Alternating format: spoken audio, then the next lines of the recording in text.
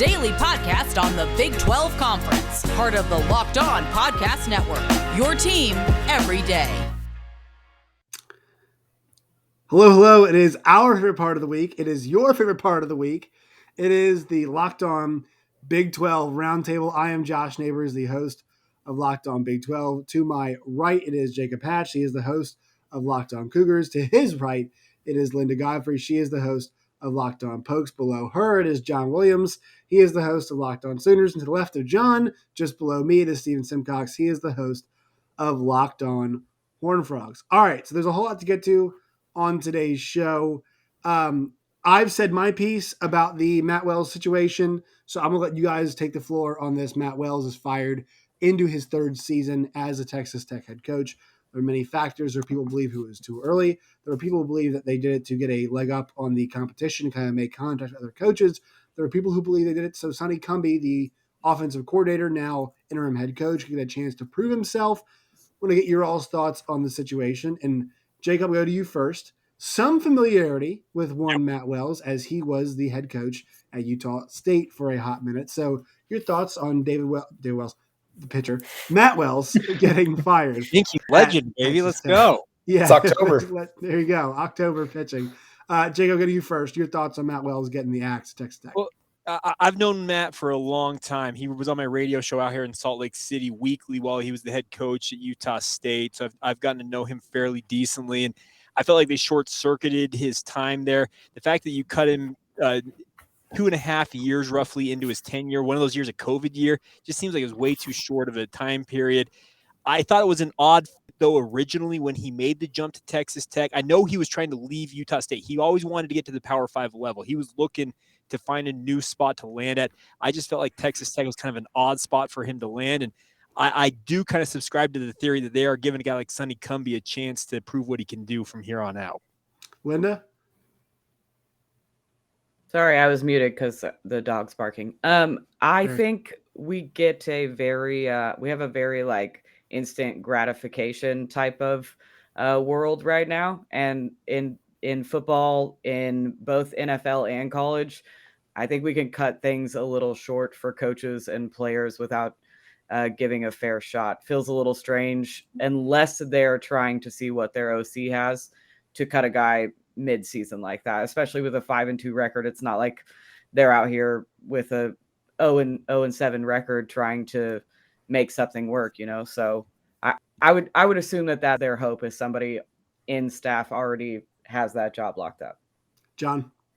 Yeah, I mean, it's strange, to see, college head coaches fired mid-season, at least as many as we've seen. And maybe it's one of those things where they're feeling some pressure to do something significant because they're a team that's probably fallen into that bottom tier of teams in the Big 12. And then with the new Big 12 happening, potentially they're falling even farther behind, with the BYU and a Houston. I mean, I know they beat Houston earlier this year, but since then it's just kind of been a womp kind of a season for Texas Tech.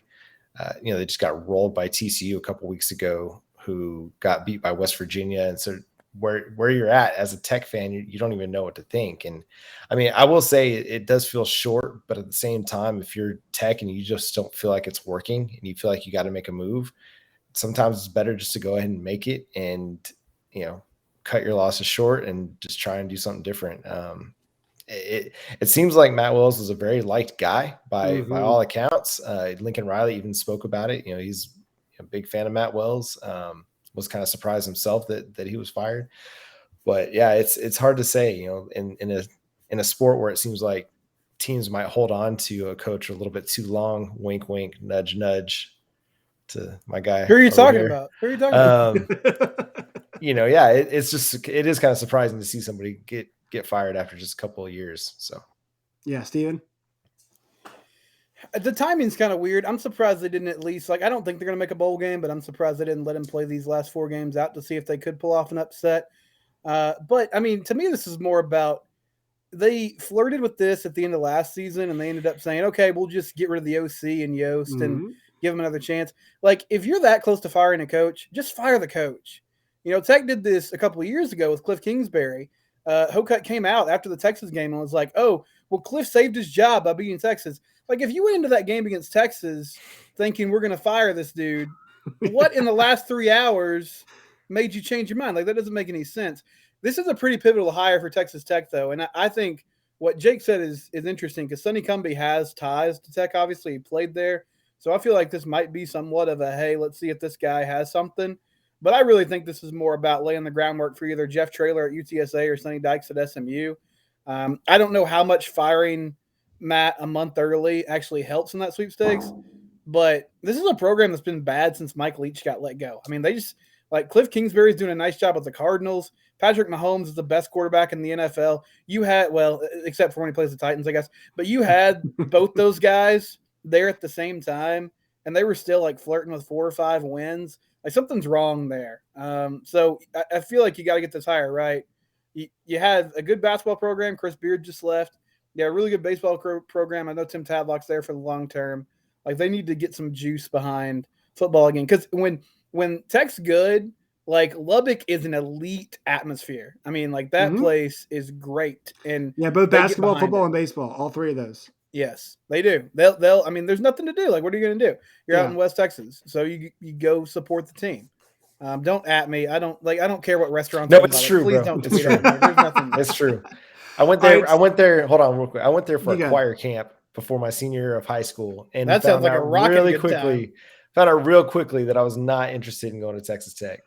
So we're gonna circle back to that in the group. Yeah, that's even the choir kids were like, "Tech's not my speed, brother." That'll be in a new segment we call West Texas Corner. That is a new segment on the show. All right, so one thing I want to mention, this is brought up, like this is the through line through all this. Matt Wells is really well liked. Jacob, it sounds like you had a great experience with him, right?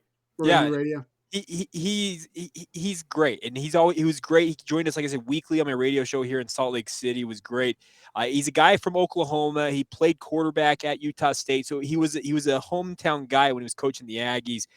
I'm looking forward to seeing where he lands next. But I really do think Sonny Dykes, the whole connection with Spike Dykes and Texas Tech, that one makes way too much sense. But I'm just not sure they're going to be able to leverage him out of SMU. That's just my personal opinion. That's a big question with all this, but also too, like the coaches like him too, right? Like in Riley, some nice things. And then look, the guys I work with at Big 12 today at Sirius XM Radio are like, why they cut him loose. We love Matt Wells, and he's been nothing but good to us when he comes on the Zooms and always giving us time and always been really thoughtful and nice. And that's the thing that doesn't save your job. And the other part of this too is they didn't win any games, big games, I should say. Another big part of this is also this feels like something that was pressure, maybe not from Kirby Hocutt, from people outside of Kirby Hocutt. They're kind of doing the whole committee, doing the next search thing. That's going down there now. And I think they wanted to get a jump on what could be maybe a bit more of a robust Texas college football coaching market, Stephen, if things continue to develop over at TCU. I just think they wanted to start kind of getting a head start in this because here's the thing. Sonny Cumbie's a good candidate, right? Or for them, he's a good candidate. He makes a lot of sense. Does anybody know who Tech has left in their schedule? Does anybody else check besides me? Anybody else know? They have the 4 ranked teams in the Big 12 conference left in their schedule. The ranked teams, they've got a tough closing slate here. And is anybody, it's hard if you go 0-4 as an interim head coach to say, hey, hire me. Now, the problem is your interim coach going up against the 4 best teams in the conference, all of which have Oklahoma's Oklahoma still. Baylor's been playing really good football. Oklahoma State's played really good football, and Iowa State's playing their best football. They're not going to be favored in any of those games. They're probably not going to win any of those games. Who knows? They might. So I think it's a situation where they just wanted to get a leg up. They want to get a head start. And here's the thing, I'll disagree with you guys a little bit, and this is just maybe me being a younger person and having less perspective, but I'm actually okay with the move. I saw what happened this past weekend. There's no excuse for losing that game. And I also think there's no excuse for delaying the inevitable. Also, if you don't plan on hiring Sonny Cumbie, then why not let him have the shot? Now, it might set your recruiting back a little bit because you're going to have a staff trying to sell kids and they're not going to be there anymore moving forward. But look, you now made the choice. You now have kind of set yourself on a new course. I actually don't have a problem with it from that perspective. Although I do understand what you're saying. The COVID point is a great point. COVID year is a great point, but they weren't like they had Texas dead to rights last year and didn't win that football game. They had Kansas State dead to rights this past week and didn't win that football game. They absolutely hammered by Texas and by TCU this year. TCU game was at home, was never close. So I just think for me, like there were some signs that it's time. I do hope Matt Wells ends up the right place. I do think he's a decent head coach, and also I think this wasn't really a good fit.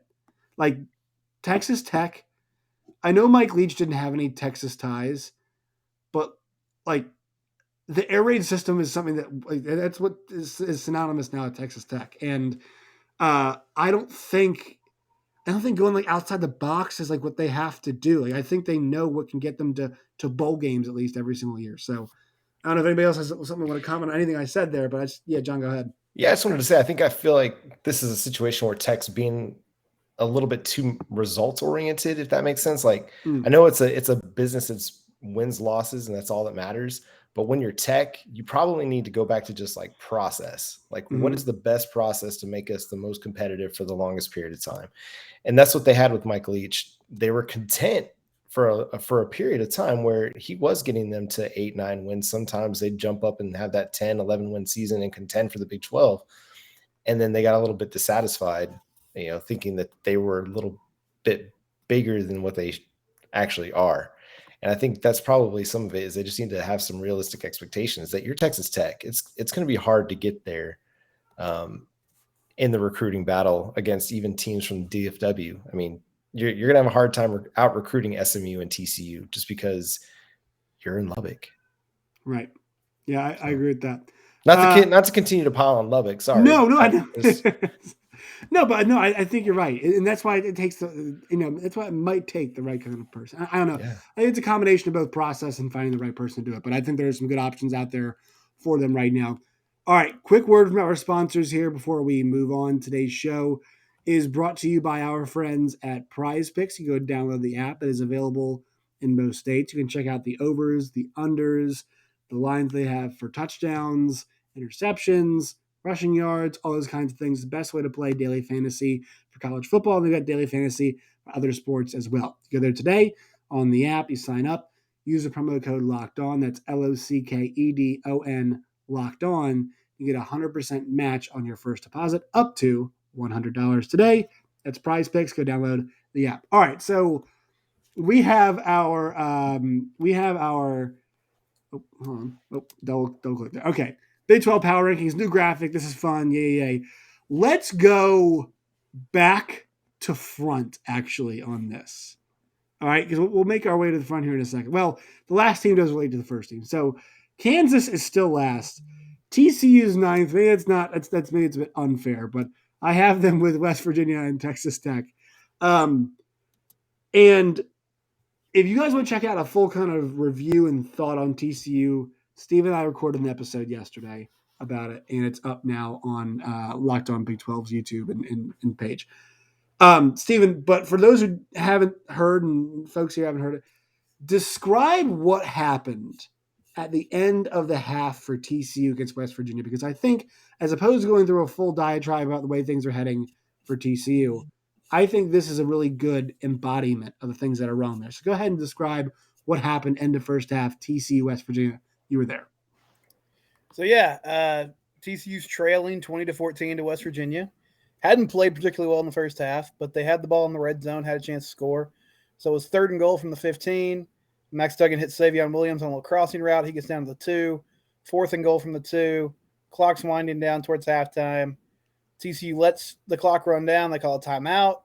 And it seems like what you do there is you go for it. You try to take the lead, and you basically try to say, hey, we're up 21-20 at halftime. We didn't play well, but hey, second half, let's get after this. And that's what Gary Patterson chose to do at first. He sends his offense out there, and West Virginia calls the timeout. And then coming out of the timeout, Gary sent the field goal team out. They kick a field goal, cut it to 20-17. They didn't score again. and they ended up losing that game 29-17. And you could, as poor Griffin Kell ran onto the field, the TCU kicker, you could just feel the air come out of the half-empty stadium there in Fort Worth because of, the conservative call. And after the game, Gary's explanation was essentially, hey, we had a play call that we really liked. We thought they weren't going to line up right. They called a timeout. They got a look at the formation we were in, and we decided to kick a field goal, which is just a bizarre explanation to me. I feel like you can run more than one play. I think it's legal. Like, you can choose another play. You had at least 30 seconds. I think there was a TV timeout involved. The guy with the red sleeve was up there. So you had 3 minutes to figure out what you wanted to do. And they decided to kick a field goal. The defense had really struggled in the first half. It felt like kind of a microcosm of the last, few weeks, few years in some ways.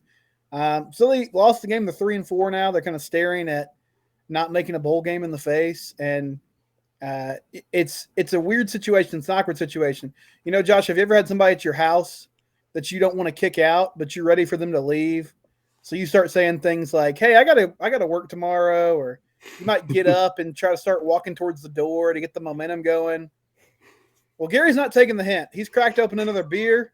He wants to watch another episode of Squid Game with you. He's saying stuff like, I don't have to be up till 10 tomorrow. It's all good. And you're starting to realize the situation that you're in. He will not leave. He's not leaving, brother. He's going to make this weird. You're going to have to bruise this relationship or bruise that ego, one of the two. So that's where TCU is. And it's an uncomfortable place to be at the moment, I would say. Everybody's favorite part of the week is always TCU. Is there anything else to add to TCU Corner? Never. No, I don't think eloquent. so. I mean, I think to give some context to it, because I feel like a lot of people look at it from the outside and they're like, what's the holdup, right? Like, why is this a hard decision? Yeah, I understand. And I mean, he did build the thing, so it's just tough. That's not an excuse to keep him. Like, I'm sorry. No. But I'm not saying it is. You don't get it. But this is not just you, Stephen. Like, I was on today, and Dusty Dvorak told me, he's like, but he was there when it was the WAC. Okay, they're not in the WAC anymore. Yeah, they're in the Big 12, and their recruiting class is like 50th. Like, that is the problem here. He set a fantastic standard, but they're a Big 12 football team that is in the Metroplex, that has had top 25 recruiting classes, with a guy who is a 50-plus-year-old weird white man. Like, they can do just as well with somebody who is not that. I can promise you that. No, all that's fair. And I would say, like, he's at this point, he's like the guy, if you've ever had a job and there's just somebody who does things blatantly wrong and you bring it up to people and they're like, well, that's just Dave. I mean, what are you going to do? Like, what's the deal? That's what Dave does. He sticks his elbow in the sandwich, and you're not going to do anything about it. You just got to live with it. And that's sort of where he's at. But I think the boosters, like, ideally what they want is to let his contract play out till 2023 and let him retire. That, in my mind, that's a disastrous situation. Like, that's an untenable situation now because things are going downhill quickly. But that's what they want. As we stand here on October 26th. Now, does that change if they lose to K-State and Oklahoma State and Baylor down the stretch? I would hope so. And I think they're going to lose those games. But that's kind of where they stand right now. All right, let's move on to the next game, or the next kind of set of things. The 10th ranked team in the power rankings is Kansas, still at 1-6. They played Oklahoma. Your thoughts now, John, after marinating on it for a few days? Man, it was a pitiful effort in the first half, if you could even call it an effort. It was just a team that just didn't show up. Like, I've wrote about it several times. I feel like I ran out of metaphors to describe them leaving whatever it was, their helmet, their heart, their soul on the bus, and finally, the quit hitting the snooze button and woke up at halftime. And it was bad, man. Just like basic things like how to defend the read option. They forgot how to do that for a half. They see the read option all the time. They see it in practice, and yet they forgot how to defend it. Just really basic things like that. Kansas, I feel like Kansas had a really good game plan otherwise, because, they saw that Oklahoma has struggled with the read option in this season, but they took the air out of the ball, controlled the clock. Some of it was on Kansas playing pretty solid football. Some of it was Oklahoma giving them yards, 3 offsides penalties on the first drive of the game, and one of them by Brian Asamoah where he didn't even really hold up. He just like straight ran through the line, like completely mistimed the snap. And Jason Bean played a pretty solid game, man. I mean, he had a 55% completion percentage coming into the game, completed 74% against Oklahoma. So some of that is pretty terrible defense by Oklahoma, but I got to give some credit to Jason Bean. I felt like he played a really good game, but yeah, basically I just hope that that's just like a one-off situation where it's like they just decided not to show up for a half and then kind of turned it on in the second half. But even so they were in trouble in the second half, man. I mean, even in the second half, the defense wasn't great. I mean, it took the offense scoring 5 straight touchdowns like on all of their drives, and it wasn't until the final 2 minutes of the game where Oklahoma actually put it away. And so it's just a weird situation that if they play like that, any of the 4 games they have remaining, they're going to get beat and possibly blown out. All right. Linda, the floor is yours to express whatever you feel is in your heart, in your soul right now. With Oklahoma State losing to Iowa State. Now, what's this? Saw a good angle today of of Brandon Presley underneath. Pierce got the first down. I didn't know if there was an angle or not. I think we can all agree that, look, if the lineman is over at the 40-yard line, probably the guy who's pushing underneath him is probably at the 40-yard line as well, too, right? I think we can all kind of. Yeah, the Big 12 refs, I'm used to Big 12 refs kind of screwing me in Ames, Iowa. Like I've been here before. I'm having very familiar feelings from the 2011 season, including the missed kick. As soon as Tanner Brown missed that first kick, and it was like 50 yards. Come on, Mike Gundy. You just decided to start this kicker. And the second one was worse, though. The second one was way worse. Hashtag never kick. Yeah, college kickers. Especially in Ames, Iowa, bro. Anyway, so it was a combination because I do think it was Spencer Sanders' best game as a Cowboy for sure. 2 of his best throws, including the touchdown to Brennan Presley and the touchdown to Tate Martin, both of which were outdone by the receiving job by both receivers. So like he's almost even getting overshadowed by that. But I do think Spencer Sanders had a fantastic game. So it sucks he didn't get the win. I do think Brennan Presley had that first down. He was clearly on top of Danny Godlewski and over the first down marker, but they marked balls short that entire game. And even to give some to Iowa State, that penalty on the taunting was absurd. It was awful. And it ended up not mattering, but what? Come on, let the kid have his touchdown. Let's move on. I was not impressed with the play calling on the offensive side of the ball at all. I think we played a very just try not to lose kind of offense, which is my least favorite when Mike Gundy does that. We didn't feed Jalen Warren. He was getting like 30 carries a game. We dropped it to 18, and I understand Iowa State's defense is a little better against the run, but Jalen Warren looked great in the first half. And in the second half, we were like, we'll just stop doing the thing that's been working all season and see if we can figure it out another way. So ultimately, I think it really lies on the coaches that we didn't come out with that win.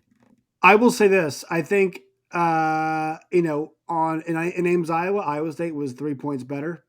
And maybe you can argue they're a bad spot better. I think that game's in a neutral field. That's a deadlock. I think if you put that game in Stillwater, I think it's probably a 3-point win for Oklahoma State. I think those two teams are very even. They played no turnovers, clean game.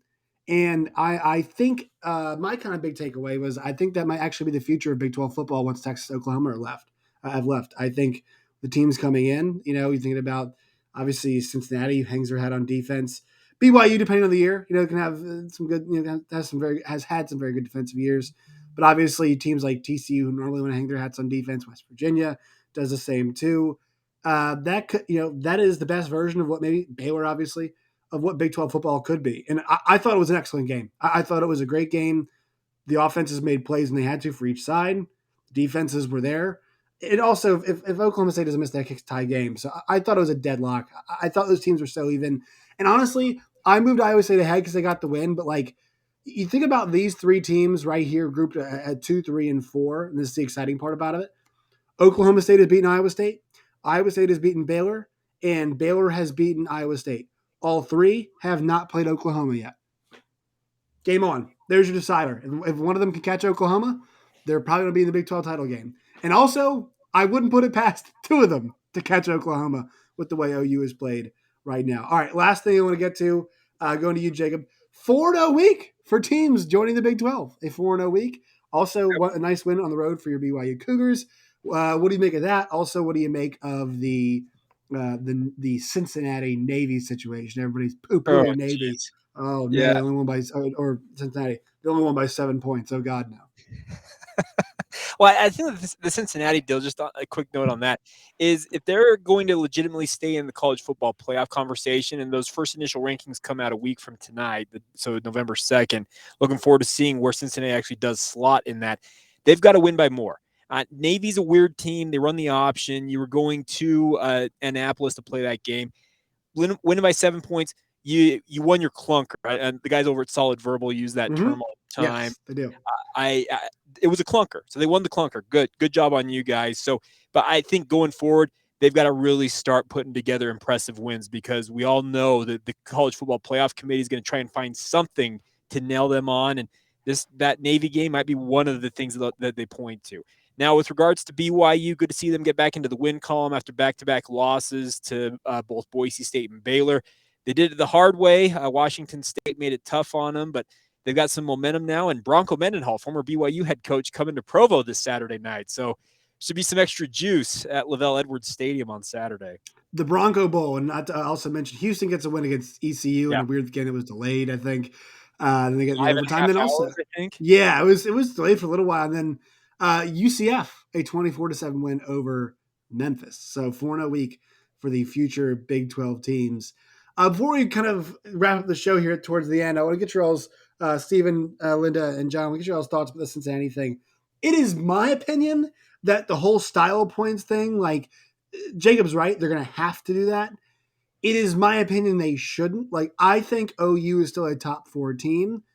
I will set aside the fact that they beat Tulane by 5. They, get by Kansas here, but like, to me, they're 8-0, right? And they win in close games, but they win winning the games. Cincinnati has wins on the road at Indiana. They have wins on the road against, obviously, in South Bend against Notre Dame, who keeps winning. Like, sure, they had this crappy game, but they've housed basically everybody else they've played. Steve, we'll go to you first. How do you feel about this whole, what Jacob's talking about, the fact they're going to have to get some style points? He's right, but, like, isn't it ridiculous that they're going to have to do that?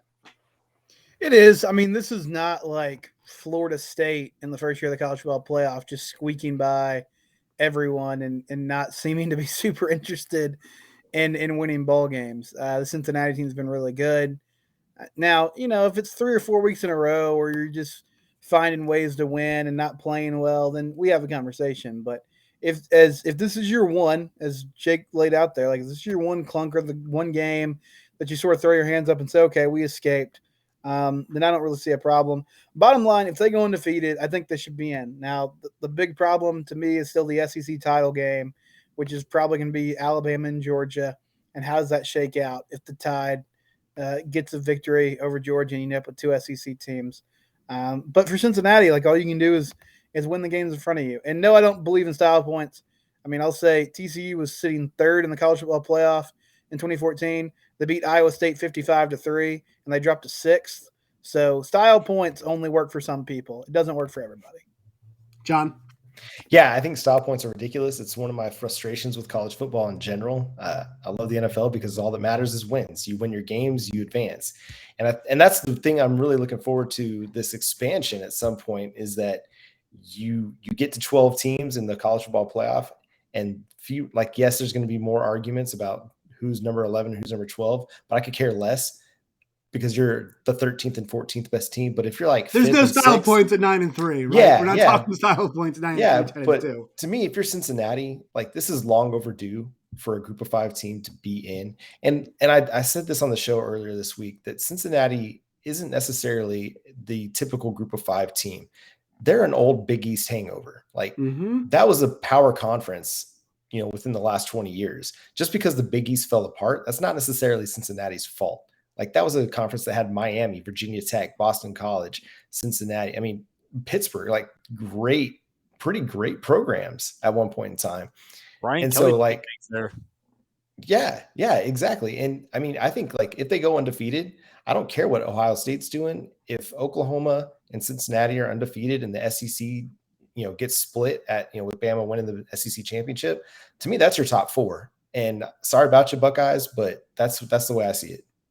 Yeah, before we get to you, Linda, like this gets the heart of the best four teams thing, because the whole flaw with that is what you start doing is like projecting your idea of what Right. best four means. And the problem is that it should be the best four resumes out there, not the best four teams. Because if you start doing best four teams, I can look at the recruiting rankings and tell you, like, and watch a couple games and tell you who's best four teams. And Ohio State's offense might be just absolutely all killer, no filler right now. But the issue with them is they have a loss to Oregon early in the season. And that should matter. Like you talked about, that really should matter. Linda, go ahead and give your thoughts. Sorry to go in there before you. No, like John said, with the NFL, like wins matter. I have friends that strictly watch NFL that have started watching college football because I incessantly talk about Oklahoma State, and they're like, "What the hell is with everything in college football?" Yeah, yes. Exactly. The whole thing, really, the whole system is pretty flawed. But specifically with college football playoffs, they're like, you got to win every game, and you also can't almost lose some games. Like there's like hardly any margin for error, even error that you come out on top of. So I'm pretty against style points. And to Steven's point, they only apply to certain teams, and you can see it. You can see the bias happening when they put them together. So I'm anti-style points. Go ahead, John. Yeah, I'm just going to add one more thing. That if there's a Big 12 champion that's one loss and there's a bunch of one-loss teams, Big 12 is not going to the college football playoff this year. 100%. 100% with you on that. And here's the thing is, like, Jake's right. It's going to be style points. But here's the problem is that they beat Notre Dame on the road. If they want to go undefeated, they're going to have to beat SMU. They're going to have to beat, I'm not sure if Houston, I forgot how the AAC works, but they're going to have to beat like Houston, SMU, and may have to beat one of them twice, right? And all of a sudden we're going to be like, yeah, but you didn't win the way we wanted you to. Yes, you went to South Bend, to a team that we let in the playoff last year with one loss, right? To a program that we think is really good, and hell, they might end up 11-1 this year. But now you got to win the way we want you to win the rest of the way. Or else we're going to put one loss Ohio State in, who, guess what, crap their pants at home against Oregon earlier in the season. Turns out, and Oregon's been so banged up. So, like, Oregon's win against UCLA was very impressive this week. I don't want to take anything away from them. But, like, if there's a one-loss team that's going to deserve to get in, like, Oregon fighting through all these injuries, trying to get in, like, that proves more to me as a resume builder than, Ohio State blowing out all these teams. They're going to have plenty of shots down the road. But my whole point being here is, like, I hate and this is not just because Cincinnati joined the conference. I hate now that we're trying to find ways as like media to poke holes into it. And I think this should be the one time as media, like, we should push for something is like, hey, look, if this playoff committee really, because we know expansion's coming, we just don't know when it's going to come, and it's going to come eventually, but we don't know, like, once again, it could be down the line some. So to be fair and to make everybody feel like a shot, like, I mean, how are we going to feel if we get to 13 in those Cincinnati and they get left out? Like, Crappy. how? Yeah, we're all going to feel horrible about it. Like, and John, you cover Oklahoma, and we all cover teams that have some decent brands, and like, man, I mean, how are we going to feel about our sport if that happens? It's really not for everybody, right? It's an invitational at that point. Like, I don't love Danny Cannell, but I think on that he might be correct. It might be an invitational at that point. Anybody have any thoughts on the playoff stuff before we move on? Anybody want to add anything? Jake, go ahead. Back the Bearcats. Let's go. Back the Bearcats. Start that hashtag up right now. Let's do it on the old Locked On Big 12 Twitter page. We'll do that. All right. A couple more words from our sponsors here before we get out of here. Today's show is brought to you by Built Bar. Go to built.com today. It's built.com to check out all of the available flavors now. They're covered in chocolate. They've got raspberry, coconut, mint brownie, coconut almond, salted caramel, double chocolate, cherry bar chia. If you don't like those flavors, F you. You should like those flavors. Go to built.com today. That's built.com. Use the promo code LOCKED15. That's LOCKED15. LOCKED15. LOCKED15 today. Check out their Built Go, Built Boost as well. They've got a bunch of Built products there. I'm sure you'll find something that you'll like. Once again, promo code LOCKED15 today at built.com. Also, betonline.ag. They've got a new silky smooth interface. You can do it on your phone. You can log on your phone or on your computer or your iPod Touch or whatever the hell you use to access the internet on. As long as you're 21 years old, you can go ahead and do so. You can sign up today. Use the promo code Locked On. That's LOCKEDON Locked On, and you'll get a 50% deposit bonus on your first deposit. Football, basketball, baseball, hockey, all of them going on right now. You can bet on all of them today at betonline.ag. BetOnline, it is where the game starts. All right, everybody, this is the segment of the show where we're going to ask a couple things of you. Number one, what are you most looking forward to this weekend? Could be inside the Big 12, outside the Big 12. And also, if you'd like to contribute a Sickos Game of the Week, you may contribute that as well. So, Jacob, would you like to go first? You need some time to marinate. Give me 1 second. I like to find that Sickos game. So give me a minute. I'm going to find one here. All right, so I will go first. What I'm looking forward to the most this week is Texas and Baylor. I'm going to go stay in the conference here. It's an awesome game at noon. Both teams coming off a bye. Dave Aranda's team is a 3-point favorite. I love that. I love that Vegas is showing some respect there. And then I'm going to go in the conference for your Sickos Game of the Week. I mean, I feel queasy just thinking about 3:30. I'm sorry, Steven. 3:30 on ESPNU. Let's go. Let's go TCU at Kansas State. I mean, who in the F knows what's going to happen in that game? That's what makes it the Sickos Game of the Week. I would not be shocked if GP comes out and heard our podcast and says, boom, boom, boom, boom. Right hook, left hook across the face. Got you right there. That's my Sickos Game of the Week. All right, Jake, are you good to go? Yeah, I got one for you. All right, go ahead. Let's go. Thing I'm looking forward to in the conference. I do wonder how Texas Tech will respond, obviously, with losing their head coach. They go against Oklahoma. I'm not expecting Tech to win by any means, but I do wonder how they will respond. Will they rally around one another, say, hey, let's go win this for Coach Wells? How will Sonny Cumbie do as the interim head coach? I do have some interest in that regard, and just to see how things shake out on that front. And then my Sickos Game of the Week. This is one that's interesting, and it's going to be close to your heart, Josh. And I know it's not necessarily a Sickos game, but Missouri Vanderbilt. Jesus. It's an interesting one in the SEC, kind of the cellar dwellers of the SEC there. But I think the Tigers are going to be favored. Vanderbilt's very much in rebuild mode. They're kind of tearing that bad boy down to the studs, but could be an interesting matchup. Elijah Drinkwitz done some interesting things with Missouri, and I think they get back to 500, but it could be an interesting game. Yeah, let's hope it's not interesting. That'd be a bad situation. Linda, what are you most excited to in or outside the conference? In the conference, you already covered it. It's Baylor, Texas. I think that'll be a really good game. But out of conference is the 11 a.m. Michigan State game. I think it'll be a close game. And that's like my favorite kind of game to start a Saturday worth of watching college football. It's a good time to crack open a beer and just like really get immersed into what your day beholds. So that's my kind of game to start my day. Do you have like a game that's like it's like sick, I'm excited for it? Like your Sickos game or no? Anything you're embarrassed to be excited for this week? Oh no, not in the college world.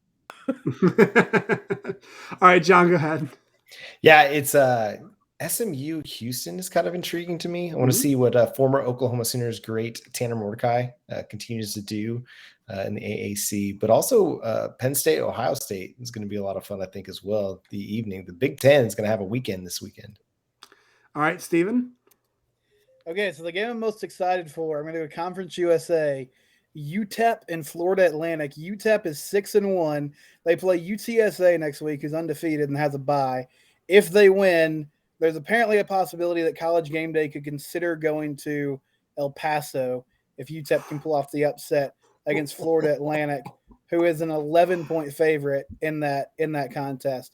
In my Sickos Game of the Week is going to be Arizona USC, 0-7 Arizona taking on a bad USC team. That's a let's see what time that kick is.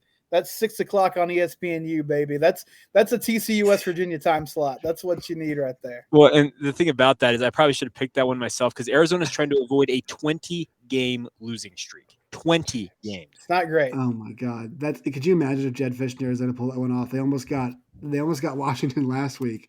And then one more game I'm going to nominate for a Sickos game This one's a noon one. This one is all kinds of awful. We've got 3-4 Virginia Tech going to 3-4 Georgia Tech.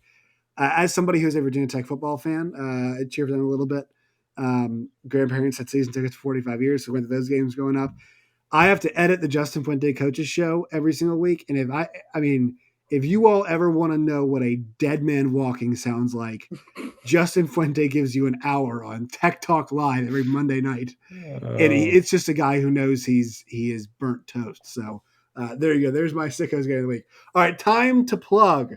So Jacob, you're up first. Plug anything and everything you'd like to. Well, if you want more of my hot takes on BYU and the programs, quote unquote, outside the Big 12 who are going to be members, follow me at Jacob C. Hatch. Host Locked On Cougars every day, covering all things BYU. You can search it out on all the major podcasting platforms under that name. It's also Locked On Cougars on Facebook, Instagram, and Twitter as well. Linda? Man, I hate going after Jacob. He's a good plugger. You can find me on Twitter at Lindellians.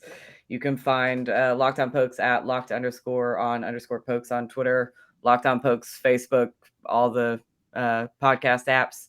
And mostly I do a lot of fantasy football stuff for my main account, but I live watch the games from the Locked On Pokes account, and it gets a little strange on Saturdays. Your kicker updates make my day, by the way. Yeah. Don't undersell the kicker. That's great, John. Yeah. Locked On Sooners on Twitter at Locked On Sooners and on Facebook, Locked On Sooners Podcast. Sooners Wire, if you want more Sooners coverage in the written form. Oh, and John at John 9 Williams. That's me. Yeah, there you go. Also that. I'm at Simcox Steven on Twitter. The show is at Locked On TCU. If you enjoy TCU Corner, Locked On TCU, wherever you get your podcast, it's 20 more minutes of that. So every day, baby. King of the analogy / metaphor. You're like Colin Coward now, because I'm not sure you ever listened to Colin Coward. It's like your wife when your wife. It's like the wife metaphors is Colin Coward's main street. You can find me at Josh Neighbors _ on Twitter. Find the show at LO Big 12. You can also find it on YouTube and wherever you guys get your podcasts. Also, you can find my burner account at GP's Gotta Go on Twitter. You can also find That's you? That is me. That is me. Gary actually hasn't blocked me yet. He enjoys my updates. All right, everybody. We'll see you guys next week.